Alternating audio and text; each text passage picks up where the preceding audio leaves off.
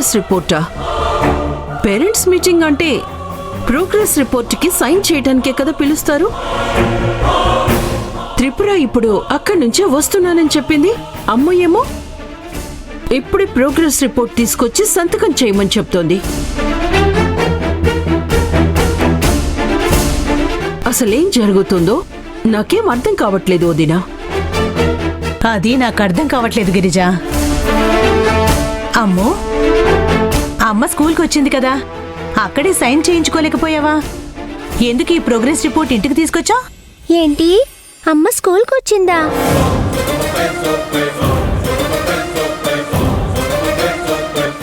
అదే అమ్ము, ఈరోజు స్కూల్లో పేరెంట్స్ మీటింగ్ జరిగిందంట కదా, అమ్మ అక్కడికే వచ్చింది.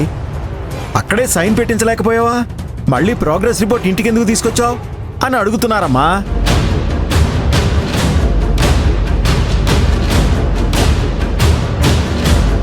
అవును, అమ్మ మీటింగ్కి స్కూల్కి వచ్చింది.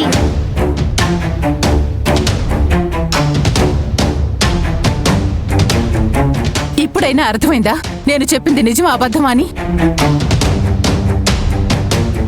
ఫ్రెండ్ ఇంటికి వెళ్ళి అలాగే అమ్మ స్కూలుకు వెళ్ళాను. రిపోర్ట్ ఇవ్వడానికి లేట్ అవుతుందని చెప్పేసరికి ఇంటికి బంధువులు వచ్చారు, నేను వెళ్తానని చెప్పి అమ్మతో పంపించండి అని చెప్పొచ్చాను. ఇప్పటికైనా నా మీద నమ్మకం కుదిరిందా? త్రిపుర, దీన్ని ఇంతటితో వదిలే. ఏదో తెలియక అడిగాం అంతే. ముందు నువ్వు వెళ్ళి ఫ్రెష్ అప్ అవ్వు, వెళ్ళు. అమ్ము, నువ్వు కూడా వెళ్ళి ఫ్రెష్ అప్ అయ్యరా. తినడానికి ఏమైనా ఇస్తాను, వెళ్ళు. సరే అమ్మమ్మా.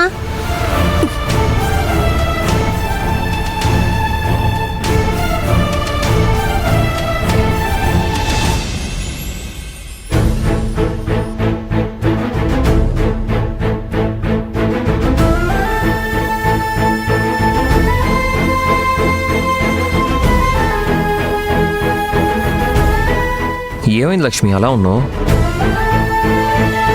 ఏమైందో చెప్తేనే కదా అర్థమవుతుంది. నువ్వు ఇలా సైలెంట్గా ఉంటే నాకు ఎలా అర్థమవుతుంది చెప్పు? ఎందుకు లక్ష్మి అలా ఉన్నావు?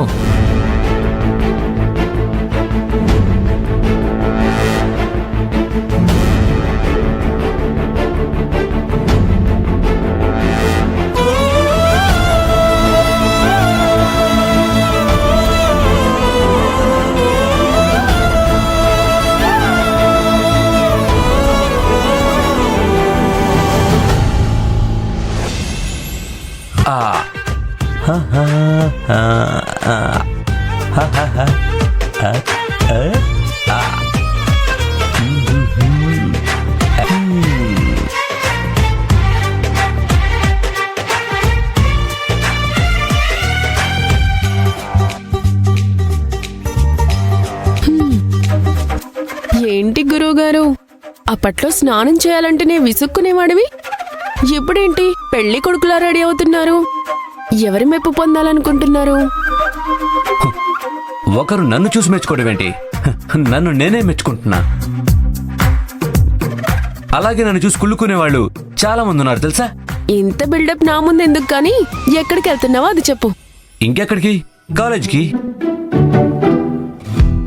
నీలాగా ఊరూరు తిరగట్లేదు. ఏదో ఒకరోజు అన్న ఇలా తయారవుతాను. అవునులే, ఫ్యూచర్లో డాక్టర్ని పెళ్లి చేసుకోబోతున్నావు. ఆ మాత్రం బిల్డప్ చేయకపోతే ఎలాగా? ఏం మాట్లాడుతున్నావు? డాక్టరా? అలాంటిదేమీ లేదు. ముందు నువ్వు వెళ్ళి ఎక్కడి నుంచి. నువ్వు త్వరగా వెళ్ళు, నీ కాలేజీకి లేట్ అవుతుంది. అసలే సాయంత్రం త్వరగా ఇంటికి రావాలి. ఎందుకో అంత హ్యాపీగా ఫీల్ అవుతున్నావు? సాయంత్రం అకేషన్ ఏముంది? అదేంటి ఏమి తెలియనట్టు మాట్లాడుతున్నావు? సాయంత్రం వదిన వాళ్ళ ఫ్యామిలీ ఇంటికి వస్తున్నారు కదా. అయినా వస్తే ఏంటి, వాళ్ళు వస్తున్నారని వెల్కమ్ వీడియో ఏమైనా చేస్తున్నావా? ఇక్కడ నుండి నాతో కబుర్లు చెప్పే బదులు కిందకెళ్ళి అమ్మకు హెల్ప్ చేయి, చాలా సంతోషపడుతుంది. వెళ్ళు అన్నయ్య. పద అన్నయ్య. పద పద పద, వెళ్ళు వెళ్ళు అన్నయ్య. వెళ్ళు. నన్ను బయటికి తోసేసి నువ్వు లోపల నుండి చేసే ఫోన్లు ఎన్ని రోజులు చేస్తావో నేను చూస్తాను.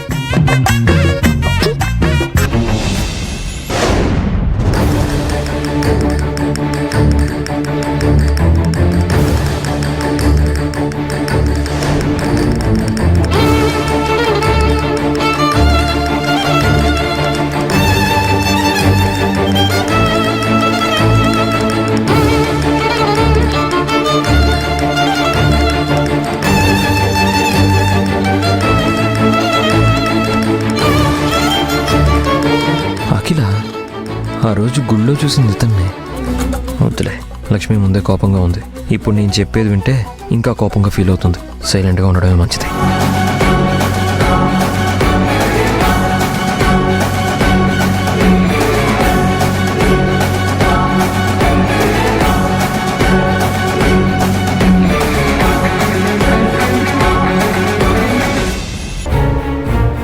అమ్మా కింద తాతయ్య అమ్మమ్మ వాళ్ళతో ఎందుకమ్మా అబద్ధం చెప్పావు? అది ఏంటంటే నేను చాలా సినిమాల్లో చూశానమ్మా. ఇంట్లో ఉన్నప్పుడు ఏదైనా ప్రాబ్లం వస్తే ఇలాగే అబద్ధం చెప్పి తప్పించుకుంటారు. నీకు కూడా ఏదైనా ప్రాబ్లం వచ్చిందా అమ్మా?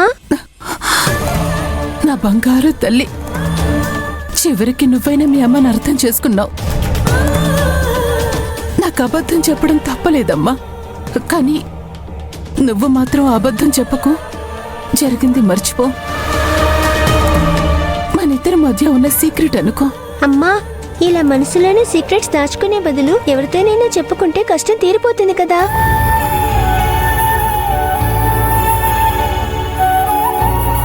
ప్రస్తుతానికి నా కష్టం చెప్పుకోవడానికి ఎవ్వరూ లేరు.